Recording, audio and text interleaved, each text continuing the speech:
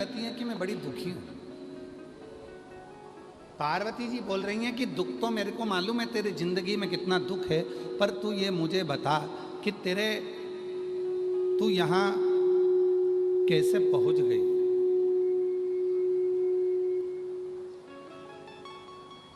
तो यहां पर पहुंची कैसे? लोग मरने के बाद इतनी जल्दी कैलाश नहीं आते। लोग मरने के बाद इतनी जल्दी कैलाश पर्वत पर शिव के धाम में नहीं आते। डीले कम कर दो थोड़ा। लोग इतनी जल्दी कैलाश पर्वत पर नहीं आते, इतनी जल्दी लोग मरने के बाद शिव के धाम नहीं आते। तुम इतनी जल्दी शिव के धाम कैसे आ गए?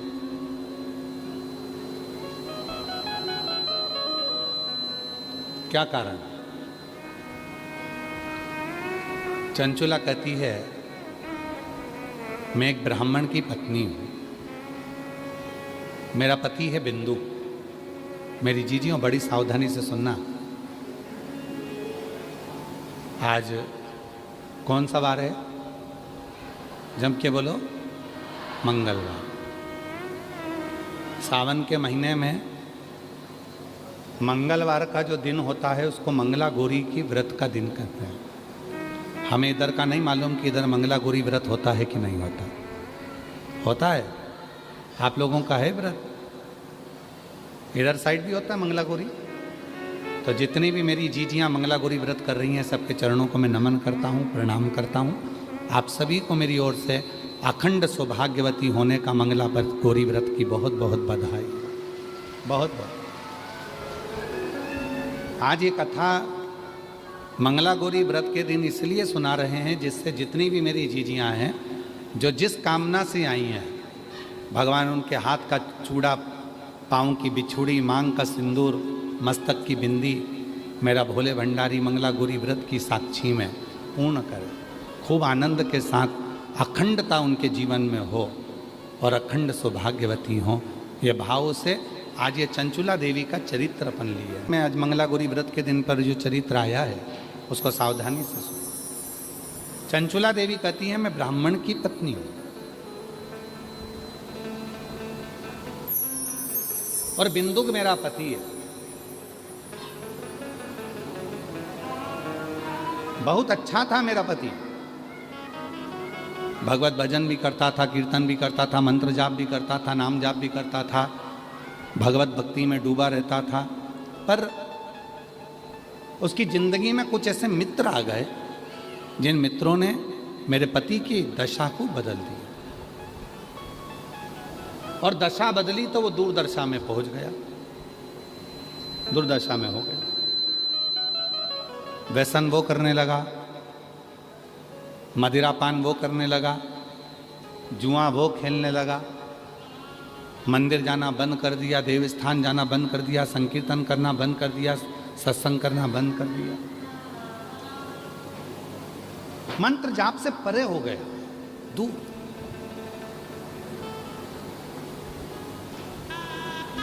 आखिरी में पैसे की भूख इतनी बढ़ गई, धन की भूख इतनी बढ़ गई कि मेरा पति चोरी करने लगा और चोरी का धन लेकर जा रहा था। और वो चोरी के धन को दीवार पर चढ़कर चोरी के धन को लेकर जा रहा था। उसको नहीं मालूम था कि साइड में कुआं है। उस कुएं के जल में मेरा पति गिर गया और गिरते ही मेरे पति के प्राण छूट गए। वो प्रेत योनि में चला गया।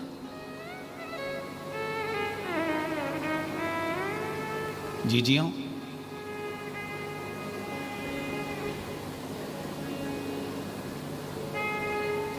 मंगला गौरी व्रत जो माताएं करती हैं उनको तो मालूम होगा कि श्रावण के महीने में मंगलवार के दिन यह मंगला गौरी व्रत होता है। कुंवारी लड़कियां भी करती हैं, शादीशुदा माताएं भी करती हैं, और जगत की जितनी नारियां हैं इस मंगला गौरी व्रत को अपनी कामना के लिए करती हैं। 16 चीज़ों का इसमें दान दिया जाता है। 16 वस्तुएं इसमें दान करी जाती हैं, 16 चीजें इसमें दान किए जाते हैं। चंचुला देवी ने जैसे ही देखा कि मेरा पति प्रेत योनि में पड़ गया और इस प्रेत योनि में पड़ने के बाद इसकी गति नहीं होगी, इसकी गति नहीं हो सकती, अब इसको प्रेत योनि से मैं मुक्त कैसे करूं? मैं क्या करूं? मैं क्या करूं कि ये प्रेत योनि से मुक्त हो जाए?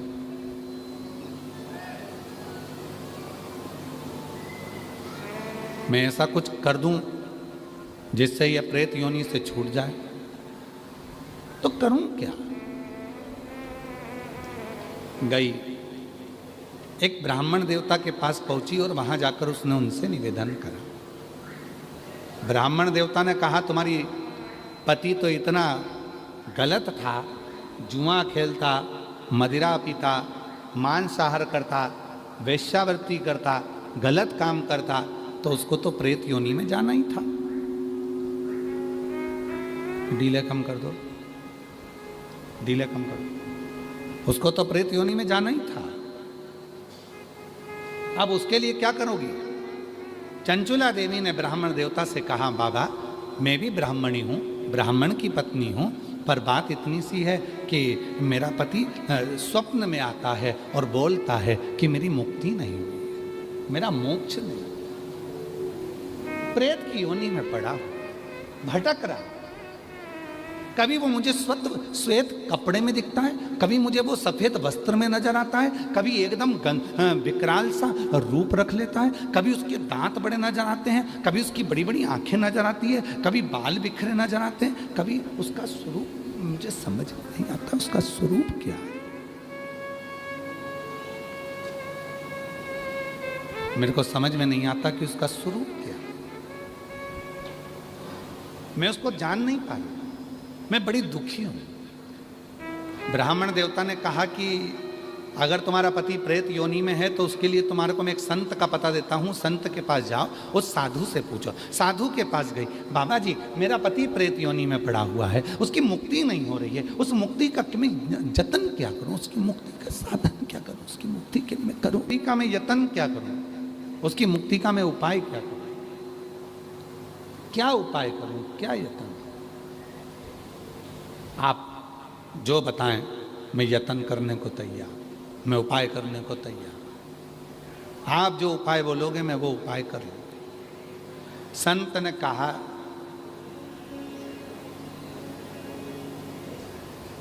उस तीर्थ में चले जाओ और उस तीर्थ में जाकर यज्ञ करो।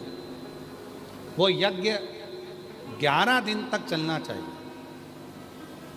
और 11 दिन तक अगर वो यज्ञ चलेगा और उस यज्ञ में तेरे पति को मुक्ति मिल जाए। एक यज्ञ करवा लिया चंचुला देवी ने, पर पति को मुक्ति नहीं मिली। आज ये चरित्र निकला है तो मेरी जितनी जीजियां बैठी हैं कि चंचुला देवी ने श्रावण के महीने में जो मंगला गौरी व्रत का जो कर्म यहाँ पर वर्णन आता है, बड़ी प्रेम की कथा है, आप बहुत सावधानी से सुनिएगा। संसार की पहली स्त्री थी चंचुला देवी, संसार की पहली नारी थी चंचुला देवी, जिसका पति मर गया था, प्रेत योनि में पड़ गया था, और प्रेत योनि में पड़ने के बाद भी चंचुला देवी वेधव्य होने के बाद, विधवा होने के बाद, मंगला गौरी की कृपा से, शिव की कृपा से, मां जगत जननी की कृपा से वापिस अखंड सौभाग्यवती हुई थी और पति के लोक को चली गई। आज संपूर्ण देशवासी जितने आस्था चैनल पर सुन रहे हैं, जितने फेसबुक यूट्यूब पर सुन रहे हैं, जितने सोशल मीडिया पर सुन रहे हैं, और जितने इस भिलाई जयंती स्टेडियम की पवित्र धरा पर कथा को श्रवण कर रहे हैं, अपने जीवन में उतारिएगा। आज की कथा आपके जीवन को सुख प्रदान करने वाली, आपके जीवन को लाभान्वित करने वाली।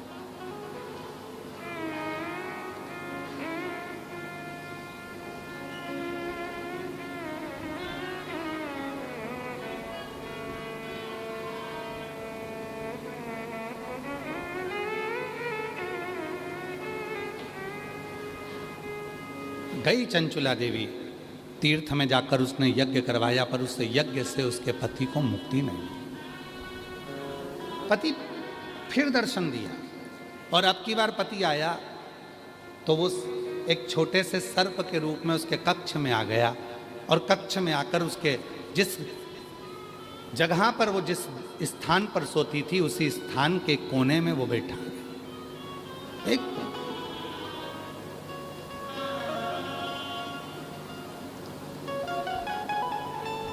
फिर उसको आवाज आई, मेरी मुक्ति नहीं, मेरी मुक्ति नहीं। फिर गई, बाबा साधु जी, संत जी बताओ मेरे पति को मोक्ष कैसे मिलेगा? तो कहा इतने महीने तक आपको व्रत रखना पड़ेगा और उस व्रत को रखने के बाद इतना सामग्री आपको पूजन कराना पड़ेगा और इतनी सामग्री का आपको दान देना पड़ेगा। चंचुला देवी ने व्रत रखा। कहते हैं 2.5 वर्ष तक चंचुला देवी उस व्रत को करती रही। 2.5 वर्ष जो व्रत संत ने बताया था वो 2.5 वर्ष तक चंचुला देवी ने करा। 2.5 वर्ष में चंचुला देवी केवल जल का आचमन करती थी, जल का आचमन चंचुला देवी करती थी, उसके सिवाय कुछ न लेती थी। ऐसी दुर्बल सी चंचुला देवी 2.5 वर्ष में हो गई थी। 2.5 वर्ष में एकदम दुर्बल हो गई थी, कुछ भी शरीर में नहीं था, केवल हार्ड शरीर में हड्डियां ही हड्डियां थी और ये चमड़ी थोड़ी सी चढ़ी हुई थी, मांस पूरा गल चुका था। चंचुला देवी एकदम दुर्बल हो गई थी, एकदम दुर्बल। पूरा व्रत कर लिया, दान कर लिया, पुण्य कर लिया, उपवास कर लिया, यज्ञ कर लिया। अब चंचुला देवी ने विचार करा अब तो मेरा पति को प्रेत की योनि से मुक्ति मिल गई होगी। चंचुला देवी वापस अपने घर पर आई। घर पर आकर चंचुला देवी ने फिर विश्राम करा और विश्राम करने के बाद प्रातः में उठी, उठकर भोजन बना रही थी और भोजन बनाते समय खिड़की में से आवाज आई, भूख लगी है, भोजन दे,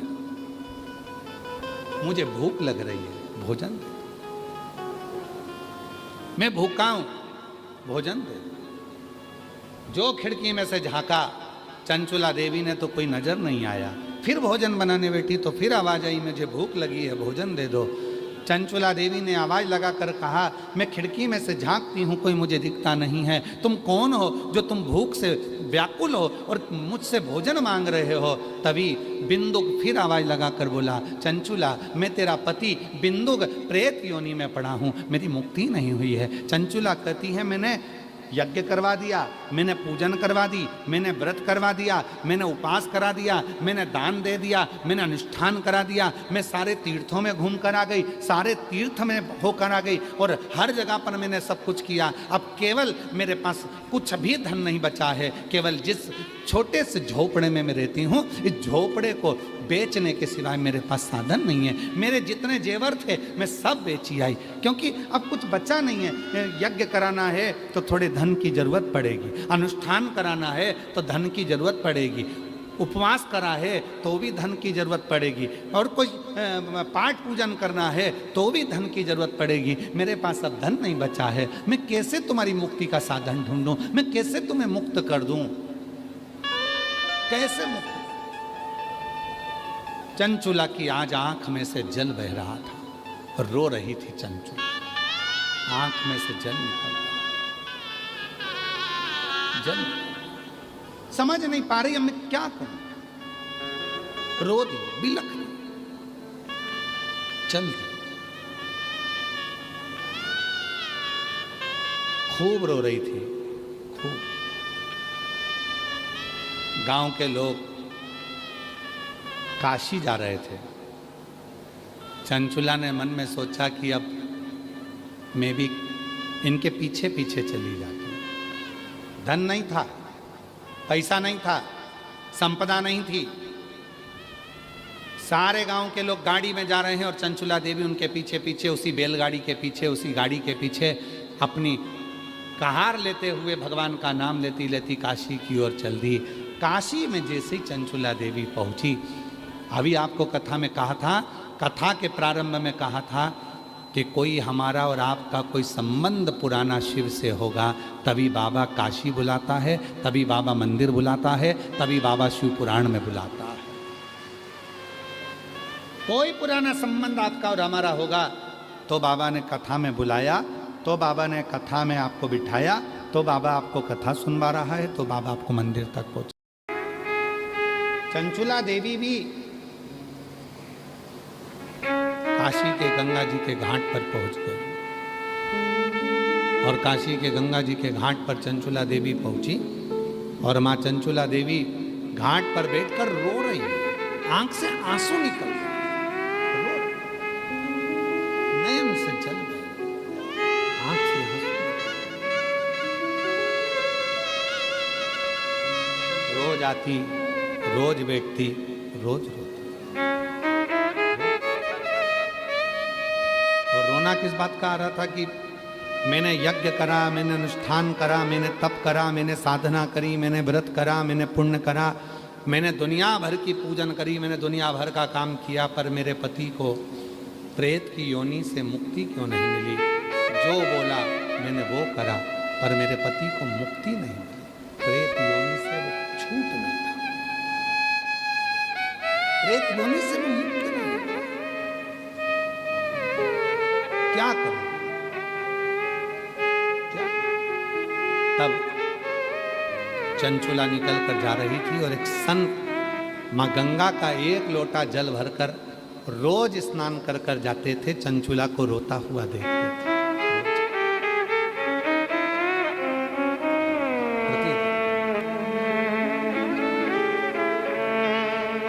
और शिव पुराण की कथा कहती है, भगवान शंकर का चरित्र कहता है, शिव तत्व कहता है, शंकर जी की कथा कहती है, शिव पुराण कहता है कि मेरा ओघड़दानी, मेरा शिव, मेरा त्रिकालदर्शी, मेरा कैलाशी, मेरा अविनाशी किसी की आंख में आंसू नहीं देख सकता, किसी की।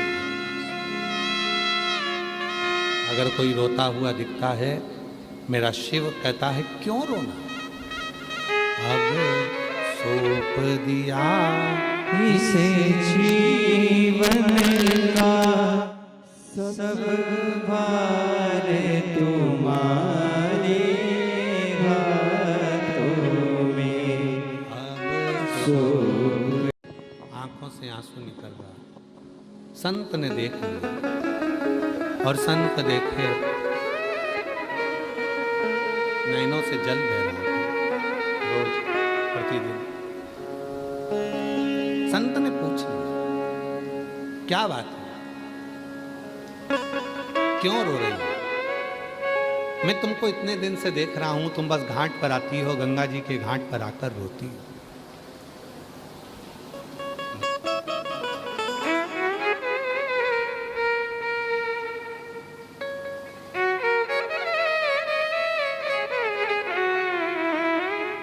मैं तुमको इतने दिनों से देख रहा हूं, तुम गंगा जी के घाट पर आती हो, बैठती हो, रोती हो, बात क्या है बेटा, क्या हुआ? कोई शिव का भक्त,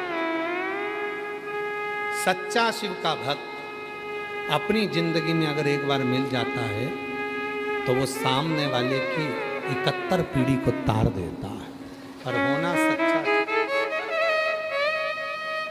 एक भक्त ऐसा होगा जो अपने से जोड़ेगा, और एक भक्त ऐसा होगा जो मंदिर से जोड़ेगा।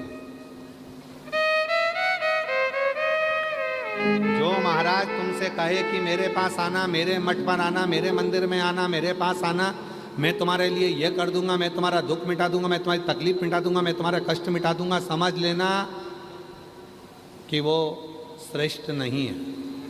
और जो तुमसे कहे कुछ मत करना, अपने घर के पास के शिव मंदिर में जाना और एक लोटा जल चढ़ाना प्रारंभ करना, जीवन का सारा सुख प्राप्त होगा। सारा आप समझ जाएंगे कि जीवन में हमें किससे जुड़ना।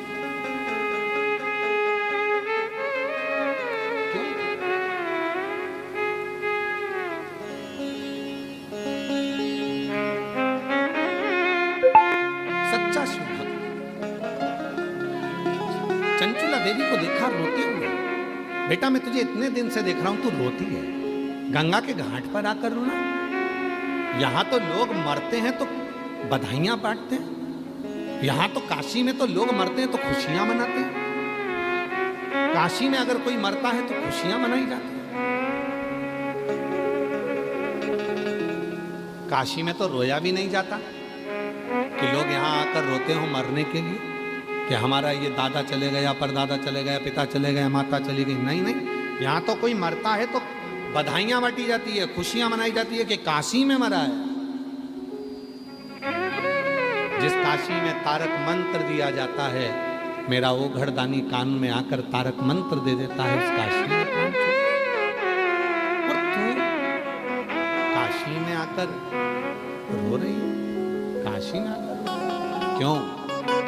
चंचुला ने कहा, मेरा पति प्रेत योनि में पड़ा हुआ है बाबा, मैंने यज्ञ करवा लिया, सब कुछ करवाया, अब मेरे पास में धन नहीं है बाबा, संपदा, मैं क्या करूं, क्या करूं?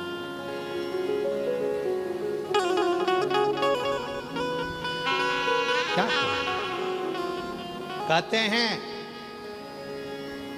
एक हफ्ते तक कहीं पर यज्ञ चले, एक महीने तक कहीं पर यज्ञ चले, एक हफ्ते तक कहीं पर यज्ञ चले, एक महीने तक यज्ञ चले, 6 महीने तक पूजन चले,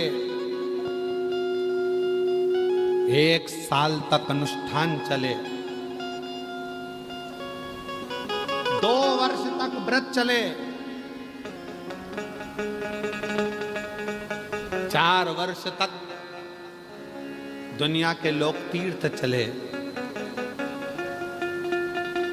और जिंदगी में यदि एक बार कोई मन से शिव के शिवालय में जाकर 1 लोटा जल समर्पित कर दे और एक बार बैठकर शिव महापुराण की कथा यदि दिल से सुन ले, तो उसको सारे यज्ञ तीर्थ पुण्य फल प्राप्त हो।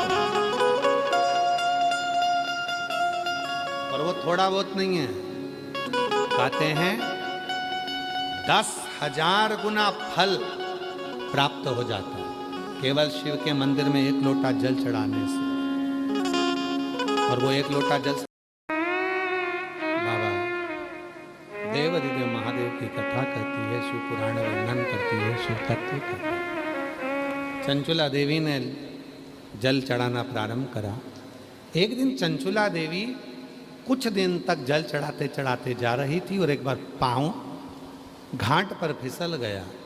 चंचुला देवी के प्राण छूट, मर गए, प्राण छूट। अब कई लोग कहते हैं हम तो शिव जी को जल चढ़ा रही थी चंचुला देवी, फिर काय को घाट पर पांव फिसल गया, क्यों मर गई? अब उसमें तो भगवान भोलेनाथ जी की इच्छा। कई लोग कहते हैं वो तो अच्छा काम करने गए थे, बताओ उनके साथ ऐसा हो गया। भगवान ने उसके लिए कुछ अच्छा सोचा होगा। और क्या सोचा? गांव के लोग तो रो रहे थे कि चंचुला देवी बेचारी शिव जी को, वो महाराज के कहने पर संत ने कहा था 1 लोटा जल चढ़ाना, जल चढ़ाने में लग गई और उसका पांव घाट पर फिसल गया और चंचुला देवी के प्राण छूट गए। अरे भाई, चंचुला देवी के प्राण छूटे और चंचुला देवी कैलाश धाम पर पहुंची, माँ पार्वती जी की सहेली बन गई।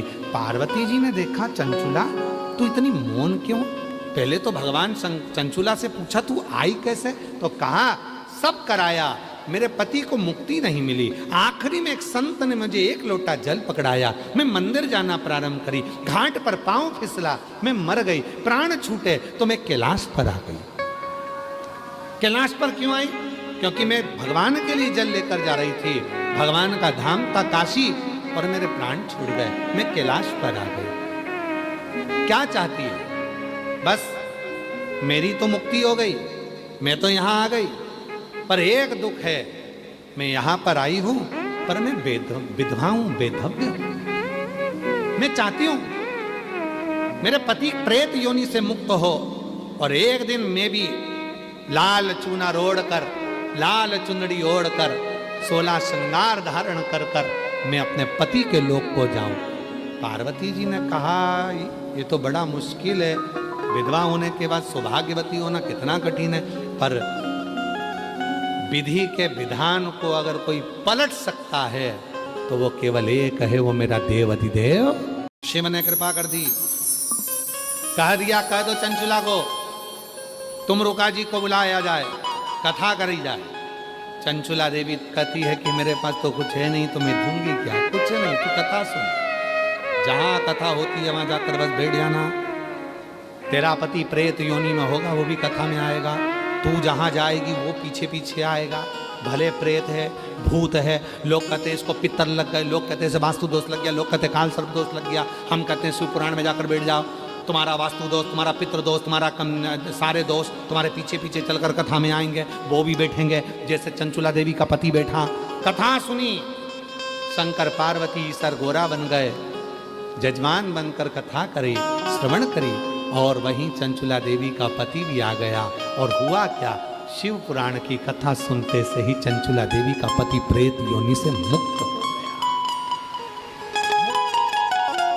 सुंदर श्रावण का महीना, मंगलवार का दिन, चंचुला देवी अखंड सौभाग्यवती धारण कर कर भगवान शिव से कहती है, बाबा मुझे मेरे पति के लोक में जाना है।